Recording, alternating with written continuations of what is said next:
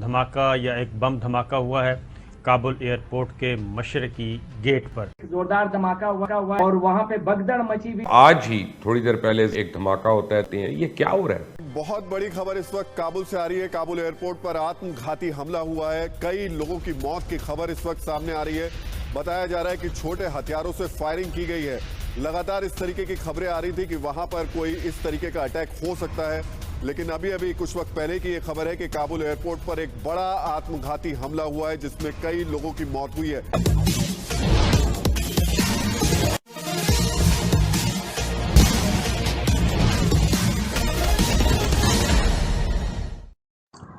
काबुल हवाई अड्डे पर थोड़ी देर पहले सीरियल बम ब्लास्ट हुआ है और कहा जाता है कि यह एक आत्मघाती हमला था।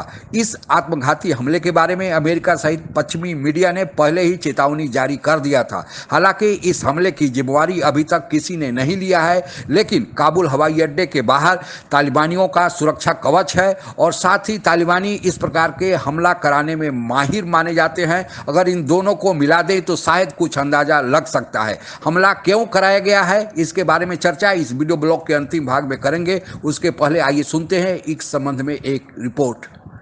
धमाका या एक बम धमाका हुआ है काबुल एयरपोर्ट के मशरकी गेट पर। अख्तर गुलफाम, क्या इत्तलात हैं ताज़ा तरीन? एयरपोर्ट के मशरकी गेट के सामने एक जोरदार धमाका हुआ है। इनिशियल रिपोर्ट यही है कि एक जोरदार धमाका हुआ। इस धमाके की जद में मुतादिद अफराद जो है वो जख्मी हुए हैं और वहां पे भगदड़ मची हुई है। हवाई फायरिंग भी की जा रही है। अमेरिकन फोर्सेस और नेटो फोर्सेस की जानिब से मुतादिद अफगान शहरी जो है वो इस धमाके की जद में आकर जख्मी हुए हैं, जिनको पूरी तौर पर काबुल के जो निजी हॉस्पिटल्स है, सरकारी अस्पताल है, उन पे मुंतकिल किया जा रहा है। 2 दिन से इत्तलात आ रही थी कि इस तरह की दहशतगर्दी का वाक़या हो सकता है, दाइश खरासान ग्रुप कर सकता है, तो क्या किसी ग्रुप ने अभी तक कोई जिम्मेदारी कबूल की है इस धमाके की? Sabir, it's too early. अभी तक किसी ग्रुप ने इस धमाके की जो जिम्मेदारी है वो कबूल नहीं की है। अफगानी जो हैं बैरून मुल्क जाना चाह रहे हैं, उस प्रोसेस को रोकने के लिए कोई इस तरह का काम किया गया है या ये जेन्युइन है? बिल्कुल, जिस तरह आप कह रहे हैं, हमें भी यहाँ काबुल में बैठ के जितने भी यहाँ साफी थे सब की यही थी, क्योंकि कल से जो है वो थ्रेट्स की खबरें चलने शुरू हो गई थी, स्पेशली यहाँ पे दीगर ममालिक की जानिब से कि अमेरिकन ब्रिटिश ने तो अपने शहरियों को यहाँ तक कह दिया था कि वो काबुल एयरपोर्ट की तरफ सफ़र ना करे। तो जाहिर बात है जिस तरह कसीर तादाद में, बड़ी तादाद में जो अफगान शहरी काबुल एयरपोर्ट की तरफ जा रहे हैं, रोज़ाना की बुनियाद में मैंने आपको फिगर दिए कि 20 से 25 हज़ार के करीब जो लोग हैं वो रोज़ाना की बुनियाद पर जाते हैं।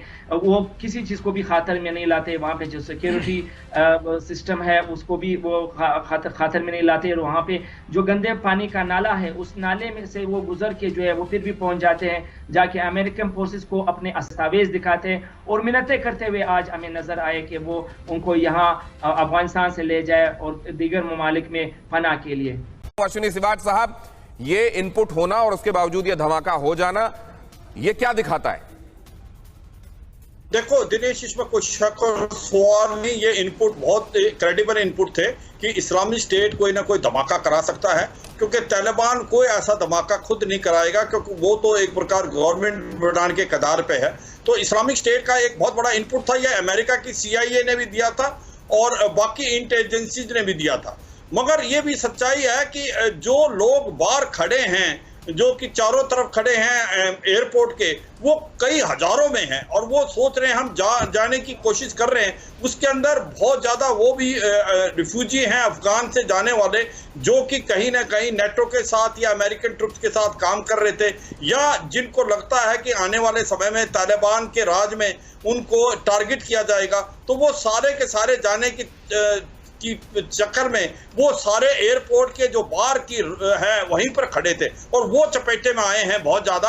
और ये जो घायल हुए हैं इनमें से काफी फेटल हैं, क्योंकि जो मैं अपने सोर्सेज से पता कर रहा था उसमें ऐसा लगता है ये बहुत बड़ा धमाका है। अश्विनी सर, ये भी दिखाता है कि अगर ये तालिबान को, ये जाहिर है अमेरिका अगर बता रहा है, ये तालिबान को भी मालूम है कि वहां क्या होने वाला है, उसके बावजूद अगर इसको रोका नहीं जा सकता, तो ये भी बता रहा है कि तालिबान गवर्नमेंट एक्चुअली कितनी इफिशिएंट होने वाली है। लेकिन हम इसको लेकर अब रोहित के पास भी जाना चाहते हैं। रोहित, अमेरिका में किस तरीके के रिएक्शंस हैं और ये अलर्ट होने के बावजूद ये धमाका होना, कोई और इनपुट पहुंचा सी रहे जो इस वक्त आप देख रहे हैं? रोहित, मैं आपके पास आऊंगा। एक बार फिर से अपने दर्शकों को बता दूं, ये एबे गेट है, वही गेट जिसके बारे में सुमित, हमारे संवाददाता जो अफगानिस्तान गए हुए हैं, जानते हैं इस इलाके को, वो बता रहे हैं कि ये वो इलाका है जहां से यू टर्न लेने के बाद आप मेन एंट्री पॉइंट की तरफ बढ़ते हैं। बड़ी तादाद में लोग यहां इंतजार कर रहे हैं क्योंकि मेन एंट्री पॉइंट के पास बहुत ज्यादा भीड़ है, तो यहां जाहिर है उन लोगों को रोका जाता है और फिर आगे जाने दिया जाता है। और वहां पर यह धमाका होना, इस बारे में 12 घंटे पहले, करीब 12 घंटे पहले यह तस्दीक हो चुकी थी कि यह बहुत क्रेडिबल इनपुट है, लेकिन उसके बावजूद इसको रोका नहीं जा सका और यहां पर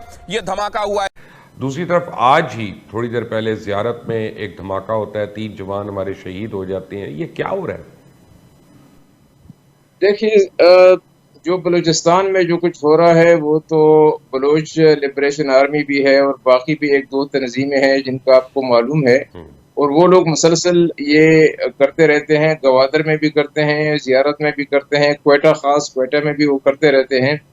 उनके साथ अभी तक हुकूमत ने कोई न उनके साथ कोई मुआहदा हुआ, न उनको कोई सज़ा दी गई, न उनको ख़त्म किया जा सका, न उनसे कोई ऐसे डीप प्रभावित रखे गए कि ये उनका जो फितना है, ये जो शरारत है, ये जो रेजिस्टेंस है, ये ख़त्म हो जाए। अब हुकूमत का मसला ये है कि वो आम लोगों, पब्लिक के सामने वो हालात रखते नहीं है कि बलोच लिबरेशन आर्मी क्या चाहती है, हुकूमत का क्या मौक़िफ़ है, जो चाहते हैं आया वो हम कर सकते हैं, नहीं कर सकते, हमारी अपनी मजबूरी है, ये बात है। तालिबानियों ने बंदूक के नोक पर काबुल पर कब्जा तो कर लिया, लेकिन इसके डर से बड़े पैमाने पर अफगानी नागरिक जो विशेषकर पढ़े लिखे थे, जैसे डॉक्टर, इंजीनियर्स, वैज्ञानिक आदि, वे दूसरे देशों में पहले ही चले गए थे और जो बचे खुचे थे वे जाने की प्रतीक्षा कर रहे थे या प्रयास कर रहे थे। अफगानिस्तान में एक तरफ से ब्रेन ड्रेन हो रहा था, यानी जो भी पढ़ा लिखा तबका था जो देश को चला सकता था वे बाहर जा रहे थे और अफगानिस्तान में कोई बचा ही नहीं था। अब यह बम ब्लास्ट करा कर सुरक्षा के कारणों से लगता है कि उनको डराने का था कि सुरक्षा के कारणों का हवाला देकर अफगानी नागरिकों को तालिबानी यह कहना चाहते हैं कि आप घर में ही रहें, बाहर ना निकलें, ताकि वे लोग देश में ही बचे रहें, तो फिर तालिबानियों के साथ मिलकर देश को चला सके। देश चलाना एक अलग आर्ट है, यह बंदूक के नोक पर नहीं चलता है, यह कलम के जोर पर चलता है, लेकिन तालिबानियों में ऐसा कोई है नहीं कि वह देश को चला सकते, और यही समस्या तालिबानियों के सामने आ जाई है जो बम ब्लास्ट के कारण बना है। आप लोगों को बताते चलें कि भारत जो अफगानिस्तान में काम कर रहा था, वह कॉलेज बना रहा था, यूनिवर्सिटी बना रहा था, मेडिकल कॉलेज खोल रहा था, वहाँ पर क्रिकेट स्टेडियम खोल रहा था, और भारत का जो अफगानिस्तान को मदद करने का उद्देश्य यही था कि वहाँ पर वह सुशिक्षित करे, एजुकेटेड करे, उन्हें टेक्निकल एजुकेशन दे ताकि विश्व के स्तर से वे पीछे न हट जाए। और यही कारण है कि पाकिस्तान के लाख कोशिश के बावजूद भी तालिबानी प्रवक्ता हमेशा जब भी वह प्रेस कॉन्फ्रेंस करते हैं, यह जब सवाल पूछा जाता है कि आपका भारत के साथ कैसा संबंध होगा, तो वह बार बार कहता है कि भारत से हम निवेदन करते हैं कि वह आकर हमारे यहाँ बंद पड़े प्रोजेक्ट को चालू करे।